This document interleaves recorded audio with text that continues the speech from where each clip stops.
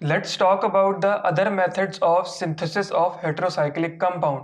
सबसे पहला हमने पढ़ा कि एक न्यूक्लियोफिलिक रिंग क्लोजर था। तो रिंग क्लोजर के दो मेथड्स और हैं। न्यूक्लियोफिलिक में तो न्यूक्लियोफाइल यूज हो रहा था। सेकंड मेथड है electrophilic ring closure. Electrophilic ring closure में there is a hetero atom जो एक्ट कर रहा है as a electrophile in the formation of ring. अब हेटेरो एटम जो है हम नॉर्मली देख रहे हैं, हमारे पास ऑक्सीजन है, सल्फर है एंड नाइट्रोजन है। तो एक तो पहले ही इनके ऊपर इलेक्ट्रॉन डेंसिटी ज़्यादा है क्योंकि इनके पास लोन पेयर्स प्रेजेंट है, और दूसरा हम उसको इलेक्ट्रोफाइल के तौर पे एक्ट करवा रहे हैं, तो ये रिएक्शन बहुत लेस फीजिबल होगा। इसीलिए इन रिएक्शंस को हम कहते हैं कि ये रेयर हैं, क्योंकि ये इलेक्ट्रॉन डोनेट करते हैं, एक्सेप्ट करने की इनकी कैपेबिलिटी बहुत कम है। इसीलिए हम कह रहे हैं कि ये रेयर रिएक्शंस हैं, क्योंकि उनकी नेचुरल एबिलिटी नहीं है एज एन इलेक्ट्रोफाइल एक्ट करने की। वो एक तरह से न्यूक्लियोफाइल की तरह एक्ट करते हैं। Carbon atom of future ring acts as an electrophile. जो carbon atom of the future ring जो है, it will act as an electrophile in the reaction closure onto an existing benzene ring. अब हम quinoline की अगर example देखें तो एक बेंजीन रिंग है और दूसरा जो रिंग उस पर बनेगा वो इस इलेक्ट्रोफिलिक रिंग क्लोजर की वजह से बनेगा, जिसकी वजह से हम इसको कहेंगे कि this is form due to an electrophilic ring closure. और इस रिएक्शन में पहले ही एक रिंग प्रेजेंट है, बेंजीन का रिंग प्रेजेंट है, जिसके ऊपर एक एडिशनल रिंग बन रहा है। तो इस रिएक्शन के नतीजे में एक रिंग ज्यादा बनेगा as compare to the reactant. Example अगर हम देखें, quinoline that is form from aniline का reaction with acrolein. Initial product is dihydroquinoline. Dihydroquinoline किस तरह से? डायहाइड्रो इसीलिए कह रहे हैं क्योंकि उसका एक बॉन्ड की जगह दो हाइड्रोजन अटैच्ड हैं और एक बॉन्ड कम है। पहले ये सिंगल बॉन्ड क्रिएट होगा, उसके बाद जाके हमारे पास डबल बॉन्ड क्रिएट होगा। तो जब सिंगल बॉन्ड क्रिएट होगा तो हमारे पास डायहाइड्रोक्विनोलिन बनेगा। जब डबल बॉन्ड क्रिएट हो जाएगा, दूसरा भी रिस्टोर हो जाएगा, स्टेबिलिटी की तरफ चला जाएगा, दूसरा बॉन्ड फॉर्म हो जाएगा, तो हमारे पास एक डिहाइड्रोजनेटेड स्टेट होगी जो मोर स्टेबल है और प्रॉपर क्विनोलिन हमारे पास बन जाएगा। नेक्स्ट मेथड अगर हम देखें तो that is the ring closure by way of cyclic transition states. Cyclic transition states हमने पढ़ी इन द डील्स-एल्डर रिएक्शन, जिनकी साइक्लिक ट्रांजिशन स्टेट्स होती हैं, उन रिएक्शंस को हम कहते हैं पेरिसाइक्लिक रिएक्शंस।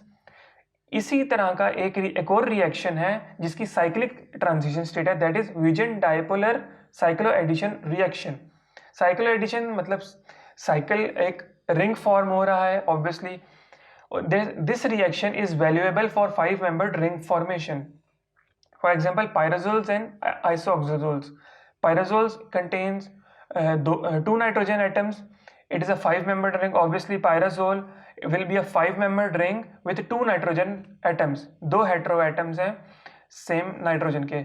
Isoxazole नाम से श्योर है, ऑक्सा मतलब ऑक्सीजन प्रेजेंट होगा, एजोल मतलब नाइट्रोजन प्रेजेंट होगा। तो this is a 5-membered ring with oxygen and nitrogen.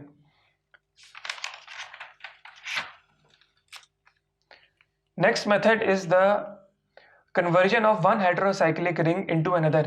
पहले हमने 3 रिएक्शन देखे, nucleophilic ring closure, electrophilic ring closure और साइक्लिक ट्रांजिशन स्टेट जिनमें प्रेजेंट होती है उसमें रिंग क्लोजर। उनमें तो रिंग क्लोजर हो रहा है और लीनियर स्टेट से एक रिंग स्टेट बन रही है हमारे पास। अब चौथा मेथड हमारे पास ये है कि हमारे पास पहले ही एक रिंग स्टेट प्रेजेंट है, हमने सिर्फ जो उसमें हेटेरो एटम है, फॉर एग्जांपल अगर हेटेरो एटम ऑक्सीजन है तो उसको नाइट्रोजन से रिप्लेस करवा देना है। इसके 3 तरह के मेथड्स हो सकते हैं इस रिप्लेसमेंट के। कन्वर्जन ऑफ रिंग मतलब ऑक्सीजन को हमने नाइट्रोजन से रिप्लेस करा दिया। ये रिएक्शन यूज हो रहा है in the preparation of pyridine, 6-membered with nitrogen containing atom. Ring atom rearrangement या रीशफलिंग से भी ये रिएक्शन हो सकता है। मतलब रीशफलिंग का मतलब कि एक ही हेटेरो एटम प्रेजेंट है, मतलब नाइट्रोजन ही प्रेजेंट है 6-membered रिंग में, लेकिन सिर्फ उसकी लोकेशन चेंज हो रही है रिंग में। जो हेटेरो एटम है वो सेम ही रहेगा। रिंग कॉन्ट्रैक्शन मतलब रिमूवल ऑफ 1 एटम या 2 एटम्स, जिसकी वजह से वो जो रिंग है वो छोटा हो रहा है। मतलब अगर हम 6 से 5 मेंबर्ड रिंग की तरफ जाएं तो हमारे पास एक रिंग कॉन्ट्रैक्शन की स्टेट डेवलप होती है। The final method is the modification of an existing ring.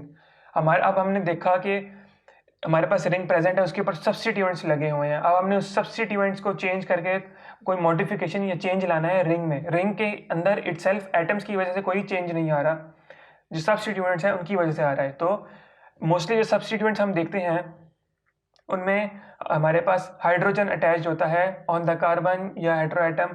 तो डिहाइड्रोजिनेशन ऑफ सैचुरेटेड और partially saturated heterocyclic ring. For example, अगर इसको हमने देखा डाइहाइड्रोक्विनोलिन, अगर इसका एक बॉन्ड कम हो, सिर्फ एक बॉन्ड प्रेजेंट हो, तो ये पार्शियली सैचुरेटेड है। अगर फाइनल स्टेट जो है, जो स्टेबल स्टेट है, उसमें दो बॉन्ड्स, डबल बॉन्ड्स प्रेजेंट हैं और हमारे पास पहले सिर्फ एक सिंगल बॉन्ड प्रेजेंट है, तो हम जो सिंगल बॉन्ड वाली स्टेट है उसको कह रहे हैं कि ये एक पार्शियल स्टेट है, सैचुरेटेड स्टेट है। तो हमने अगर उसकी डिहाइड्रोजिनेशन करवाएंगे तो हमारे पास जो डबल बॉन्ड है दूसरे वाला वो रिस्टोर हो जाएगा, जिसकी वजह से वो स्टेबल हो जाएगा मॉलिक्यूल। तो ऐसा रिएक्शन किस वजह से होगा? Due to palladium catalyst. Catalyst जो है वो डिहाइड्रोजिनेशन करवाएगा, 2 हाइड्रोजन रिमूव करवा देगा और एक डबल बॉन्ड क्रिएट करवा देगा इन द रिंग, और वो स्टेबिलिटी की तरफ चला जाएगा क्योंकि वो एरोमेटिसिटी जो है वो रिस्टोर हो जाएगी। अब अगर इसी के हम देखें, डिहाइड्रोजिनेशन तो बहुत इजी है, एक फिजिबल है, लेकिन जो हाइड्रोजिनेशन है, addition of hydrogen, that is less feasible.